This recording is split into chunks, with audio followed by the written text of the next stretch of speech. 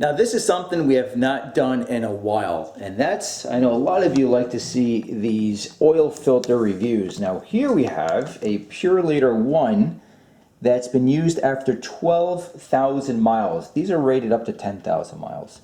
So I'm going to cut open the filter, and we'll talk about really why it's very, very important not to go cheap on these oil filters.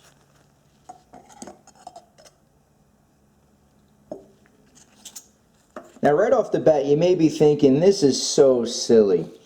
Every filter must be pretty much the same. How much can there be a difference between oil filters? Well, as you can see here, this is a filter that we opened up in the past after 3,000 miles. And after 3,000 miles, the filter is just falling apart. The media is just collapsing. And if you have a filter like this on a modern vehicle, where very often the manufacturer does not recommend on changing the oil every, could be a year, could be 12,000 miles. If you had a filter like this, forget it. It is catastrophic. It could be absolutely catastrophic to the engine. So it does make a difference. The other thing to note is this is not a wire-backed filter. Now what does that mean? On some filters such as Wix XP, Napa Platinum, Amsoil, Royal Purple, they are wire-backed.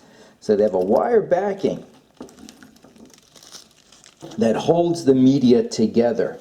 And this is not wire backed, and although this has been used at 12,000 miles, this is a 10,000 mile rated filter, but after 12,000 miles, so over the recommended interval, and it's still not collapsing.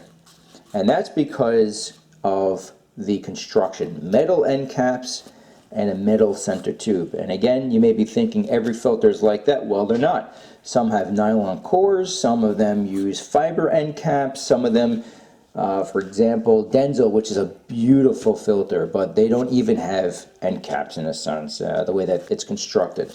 So a very, very high quality filter, and this is why, one example why you want to pay a little bit more. Now, before I go into that, this was used with Mobil One fully synthetic motor oil. Purolator One is really designed for your high mileage or your fully synthetic motor oils. Again, designed up to 10,000 miles. And after 12,000 miles, everything still looks to be in good shape. You can nitpick maybe if you're saying, oh, you know, right there starting to degrade a little bit. But this just looks terrific. And even the oil, I know many of you want, you often mention, you know, have the oil checked out. But that would be a separate video. Here I'm just looking at the oil filter, and you can still see it's nice and clean. This was removed from a Subaru, by the way, 2010 Subaru Impreza non-turbo. And the other thing is the anti-drain back valve. Now comparing that to a brand new one, this is a Purolator One filter that we opened with the Purolator Classic and the Purolator Boss a couple of years ago. And I keep everything. I keep everything, as you can see. Here's a whole box. Very, very heavy. I keep all of the filters here. And Purolator is one that stands out. But the nice thing with Purolator One and Purolator Boss is they run a silicone anti-drain back valve. Now the whole point behind this valve is when you shut off the engine, this retains the oil in the filter, so the next time you start your engine, you don't have a dry start. There's oil readily available. Now in the previous video, a nitrile rubber anti-drain back valve, which was incredibly soft, I could almost rip it between my thumb and my forefinger. This with silicone, much higher quality. It's designed to last over lower and higher temperatures. Really a superior material compared to nitrile rubber. This is still in wonderful shape. The other thing, which is really cool, and this is something many people overlook, especially if you're doing an oil change in a rush. Of course, this is the base plate. So this is the bottom of the filter, okay? And when you remove the old filter, if you don't look carefully, sometimes the gasket is still attached to the engine block.